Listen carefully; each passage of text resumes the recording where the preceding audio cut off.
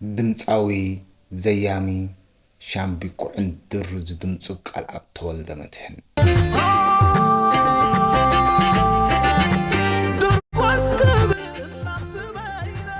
ድምፃዊ ቃልኣብ ካብ ኣቦኡ ተወልደ መድህን ተክለ ገርግሽን ኣዲኡ ወይዘሮ ለተ ንጉስ ካሕሳይ ኪዳንን ኣብ 1982 ዓመተ ምህረት ኣብ ኣስመራ ኣኽርያ ማያን በሳ ተወሊዱ።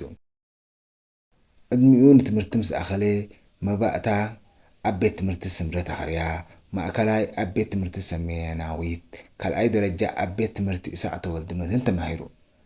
እዚ ገና ወዲ 8 ዓመት ከሎ ኣብ ኣኽርያ ኣብ 1990 ብድግማ ናይ ገድሊ ደርፍታት ናይ ሱሳታትን ሽርጓናታት ኣኽርያ ምስ ደቂ ገዛውቱ ንደርፊ ኣሃዱ ኢሉ ጀመሮ። ኣብ 1995 ክራር መሊኹ ሕርሕራይ ገይሩ ክድክራ ጀመረ። ከም ኩሉ መንእሰይ ናብ ሃገራዊ ኣገልግሎት ብምኻድ ኣብ ተዋግኣይ ሰራዊት ተመዲቡ ብትብዓት ኣብ 3 ወራራት ኣብ ምኽባር ሉዓላውነት ምውሓዝ እውን ብጅግንነት ዝተዋግአ ተባዕ መንእሰይ እዩ።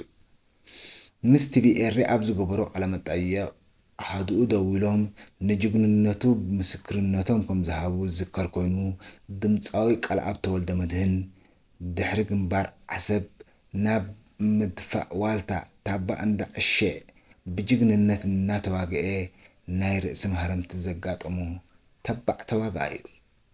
ሳልሳይ ወራር ምስ ኸተመ ድምፃዊ ቃልኣብ ተወልደ መድህን ኣብ ሓይልታት እንከሎ ኣብ ጉጅለ ናይ ሓይሊ ፓንከር ረኣይዎ ጀንትራ ረኣይዎ እትብል ደርፊ እኳ ኣቕሪቡ እንተነበረ ድሕሪ ሳልሳይ ወራር ብግንባር ደረጃ ምስ ጉጅለ ባህሪ ብምጥርናፍ ንዝፈትዎ ሞይኡ ክነጥፍ ጀመረ።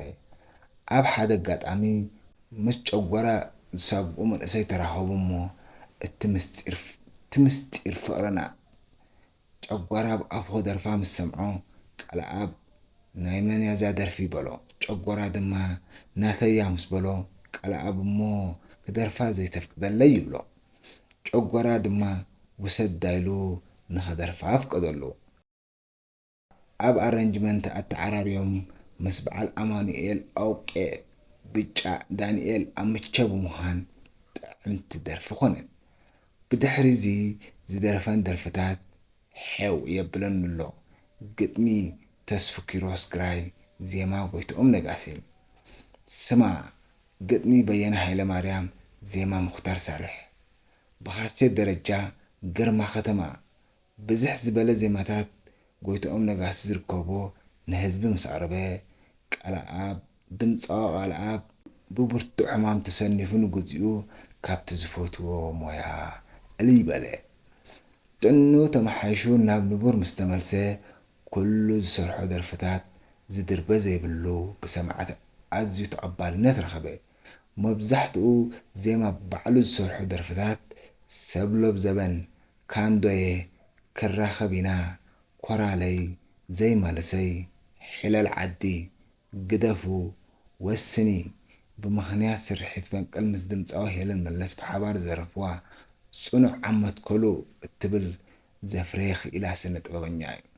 ቃልኣብ ንዝሓዞ ስራሕ ከይዓገበሉ ናብ ህዝቢ ዘይቐርብ ፃዕረኛ ድምፃዊ እዩ።